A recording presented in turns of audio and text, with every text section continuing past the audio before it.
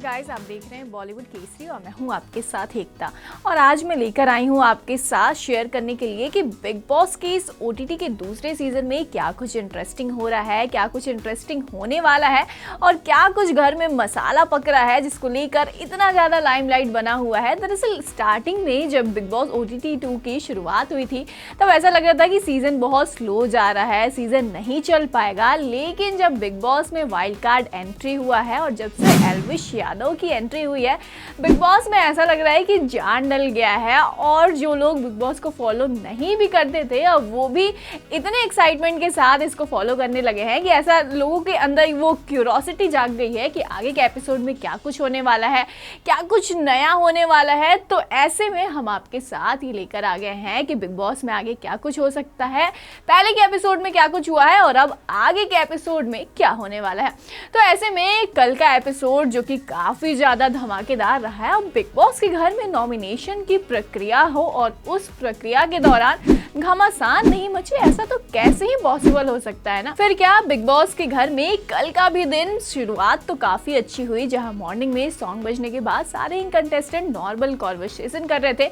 लेकिन big boss के इस घर में ऐसा लग रहा है कि धीरे धीरे लव एंगल भी स्टार्ट होने की कोशिश की जा रही है या फिर धीरे धीरे शुरू हो रहा है। और ये लव एंगल सिर्फ दो कंटेस्टेंट के बीच में नहीं है, बल्कि ऐसा लग रहा है कि बिग बॉस में इस बार के सीजन में 2-3 पेयर तो बनने ही वाले हैं, जिसमें से कुछ पेयर तो एज अ फ्रेंड्स की तरह अच्छे लगते हैं, लेकिन कुछ पेयर जो है वो ऐसे लग रहे हैं कि जिनके बीच सीजन एंड तक शायद कुछ ना कुछ हमें हिंट मिल जाए कि इनके बीच कुछ ना कुछ चल ही रहा है। जिसमें से एक कंटेस्टेंट तो फलकनाज और अविनाश है, जहां दोनों के अंदर कुछ ना कुछ तो खिचड़ी पक रहा है, लेकिन दोनों ही इस स्टेटमेंट को कबूल करने के लिए रेडी नहीं दिख रहे हैं। और कहीं ना कहीं अविनाश की तरफ से एक टाइम पे एफर्ट डाला भी जाता है तो फलक उस टाइम इस कदर पीछे हटती है जैसे उनको करना ही नहीं है। और फिर 5 मिनट के बाद फलक को ये रियलाइज होता है कि मैंने शायद गलत तो नहीं कर दिया। तो इस तरीके से कंफ्यूजन अभी तो बरकरार है, लेकिन सीजन के एंड तक मे भी ऐसा हो सकता है कि शायद हमें ये एंगल देखने को मिल जाए। और इसके साथ ही जब से शो में एल्विश यादव की एंट्री हुई है तो एल्विश जिस तरीके से लोगों को रोस्ट कर रहे हैं, जिस तरीके से अपना वन लाइनर देते हैं, वो फैंस को काफी ज्यादा पसंद आ रहा है। तो कल के एपिसोड में भी कुछ ऐसा ही हुआ था, जहां स्टार्टिंग में तो कंटेस्टेंट एक दूसरे से बात करते हुए नजर आए थे, एक दूसरे की बिचिंग करते हुए भी नजर आए थे। इसके बाद अचानक से घर में एक शायरन बजा, जिसके बाद बिग बॉस ने ये अनाउंसमेंट किया है कि घर में एलिमिनेशन का टास्क होने वाला है, जहां एक्टिविटी एरिया में एक भूखा शेर आ गया है और वो शेर जो है वो कंटेस्टेंट को खाना चाहता है। तो ऐसे में बिग बॉस ने इस बार नॉमिनेशन की प्रक्रिया उसी कंटेस्टेंट के हाथ में नहीं दिया है, बल्कि उनके नॉमिनेशन की जो जिम्मेदारी है वो दूसरे कंटेस्टेंट के हाथ में दे दिया है। जहां बिग बॉस ने दूसरे कंटेस्टेंट के हाथ में उस कंटेस्टेंट को नॉमिनेशन से बचाने की प्रक्रिया के लिए एक लॉकेट दिया है, जो कि दूसरे कंटेस्टेंट को पहनना है। और जब भी शायरन बजेगी तो अगर वो उस कंटेस्टेंट को नॉमिनेट करना चाहता है तो वो उसको जाके नॉमिनेट कर सकता है। तो ऐसे में बेबिका के हाथ में बिग बॉस ने पूजा की पिक्चर दी है और पूजा के हाथ में बेबिका की पिक्चर दी है। इसी के साथ जैड के हाथ में जिया की पिक्चर है और फलक के हाथ में एल्विश की पिक्चर होती है। वहीं अविनाश के हाथों आशिका की किस्मत रहती है और आशिका के पास जैड की पिक्चर होती है और जिया के पास अभिषेक की पिक्चर होती है और अभिषेक के पास फलक की पिक्चर होती है और एल्विश के पास अविनाश की पिक्चर होती है। तो इस तरीके से ये तो काफी इंटरेस्टिंग है ही, लेकिन जब नॉमिनेशन की प्रक्रिया शुरू होती है तब सारे ही कंटेस्टेंट काफी ज्यादा कंफ्यूज रहते हैं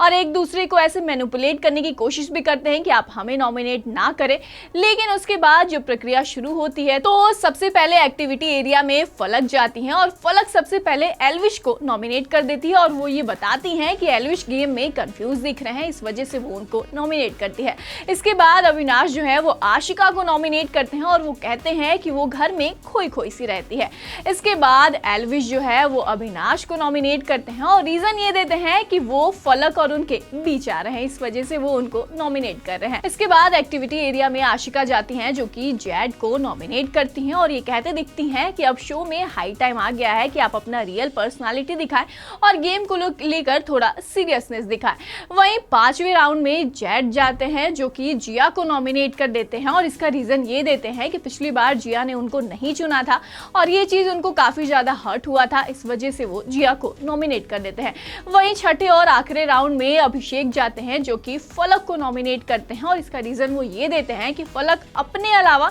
बाकी कंटेस्टेंट को काफी ज्यादा प्रायोरिटी देते हैं। तो ऐसे में एल्विश, आशिका, अविनाश, जेड, जिया और फलक इस हफ्ते नॉमिनेशन की प्रक्रिया में नॉमिनेट हो जाते हैं। इसी के साथ मनीषा जो कि इस बार घर की कैप्टन रहती है तो वो इस प्रक्रिया से सुरक्षित रहती है। ऐसे में इस बार का नॉमिनेशन टास्क जो है वो काफी इंटरेस्टिंग हुआ और इस बार का नॉमिनेशन काफी तगड़ा टक्कर देने वाला भी है क्योंकि काफी सारे जो स्ट्रॉन्ग कंटेस्टेंट है वो नॉमिनेट हो गए हैं। ऐसे में इस बार का नॉमिनेशन तो इंटरेस्टिंग होने ही वाला है, लेकिन घर में कंटेस्टेंट को लेकर जो खिचड़ी पकड़ी है वो भी देखने में काफी इंटरेस्टिंग लग रहा है और यही कारण है कि शो की टीआरपी जो है वो दिन प्रतिदिन और भी ज्यादा बढ़ती जा रही है। लेकिन इन सबसे हटकर आपको शो में सबसे इंटरेस्टिंग कंटेस्टेंट कौन सा लग रहा है जिसकी वजह से आप बिग बॉस OTT 2 फॉलो कर रहे हैं, ये हमें कमेंट सेक्शन में जरूर बताइएगा। ऐसे ही बिग बॉस के और भी अपडेट्स लेकर मैं आपके सामने हाजिर होते रहूंगी। फिलहाल मुझे दीजिए इजाजत, धन्यवाद।